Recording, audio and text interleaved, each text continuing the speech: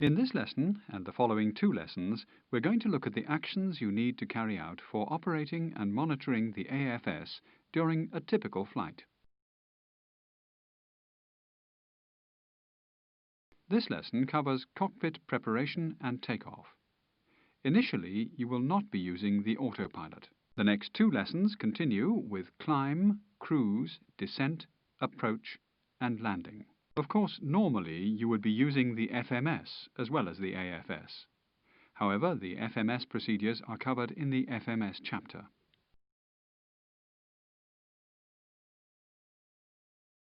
A final word before you begin. Remember, if at any point you're in any doubt regarding the AFS status, always check the FMA.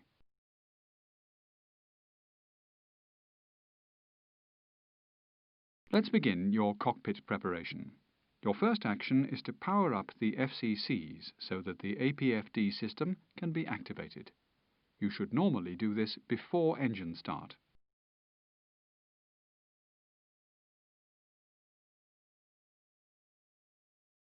Select the controls to power up the APFD system.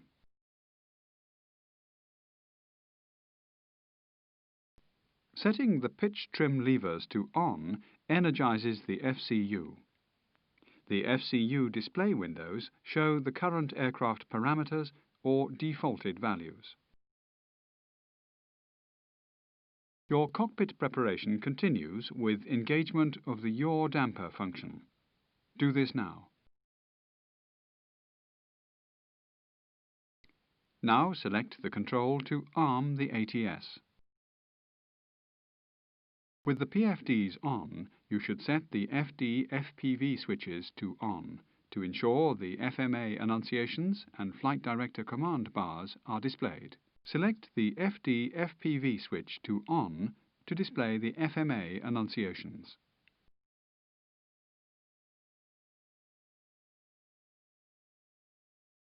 Now check the FMA manual thrust tells you that you have manual control of thrust. The APFD system has engaged in the basic modes of vertical speed and heading.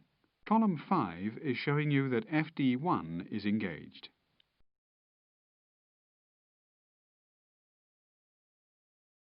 And as you can see, FD command bars are now displayed. Remember that on the ground the roll bar is frozen in the center.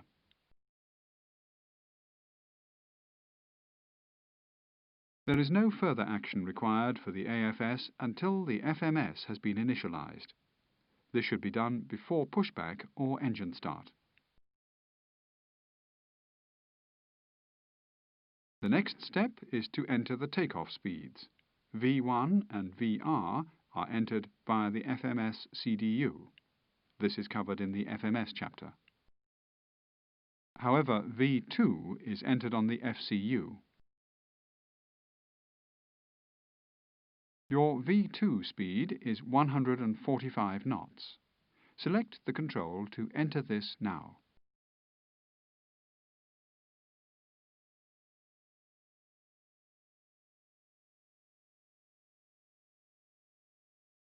The preset function, as you learned in the ATS lesson, allows you to pre-select a new speed or Mach target. This function can save you time later on.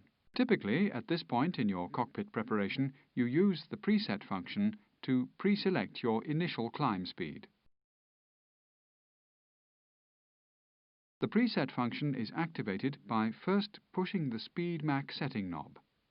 You then rotate the knob until the desired value is displayed. Now go ahead and preset your initial climb speed of 250 knots by selecting the speed Mach setting knob.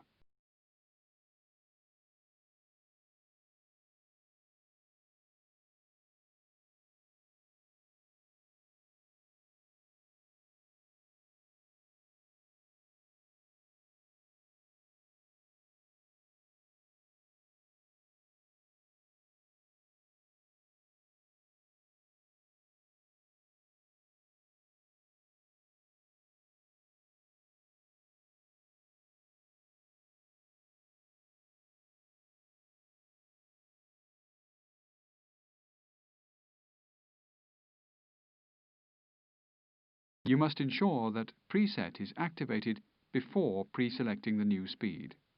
Activation is indicated by preset illuminating.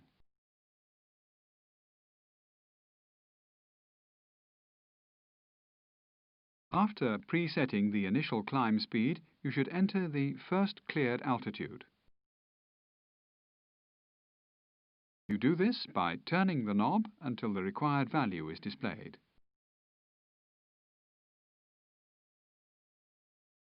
Preparation is nearly complete. On receiving ATC clearance, all entered data must be rechecked and revised if necessary.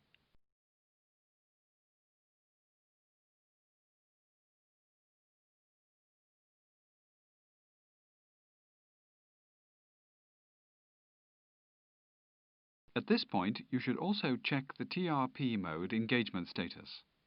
Either takeoff and go around or flex takeoff should be set.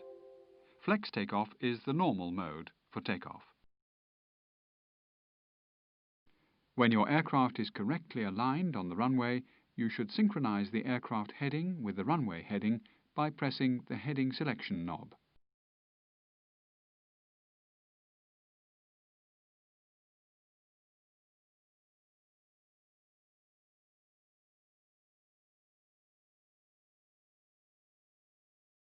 Now synchronize aircraft heading with the runway heading by selecting the heading selection knob.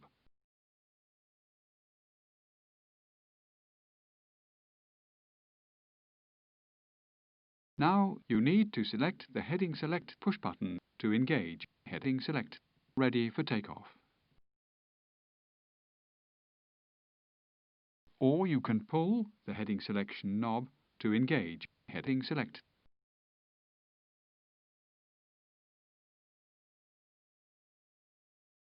You are now ready for takeoff, but before this you should check the FMA one more time.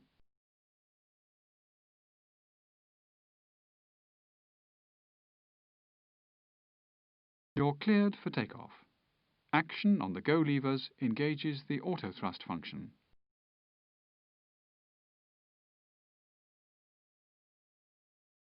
Now you should check the FMA again.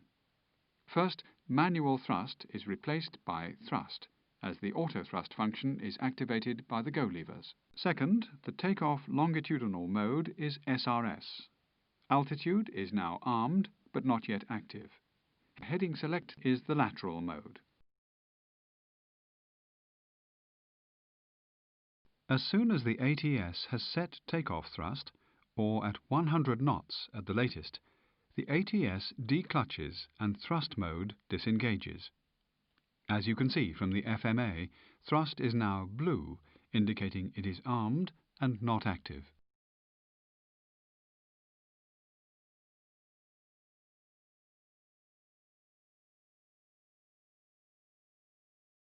We will leave the flight here for now and rejoin it in the next lesson. When you're ready, select the forward arrow to attempt the quiz.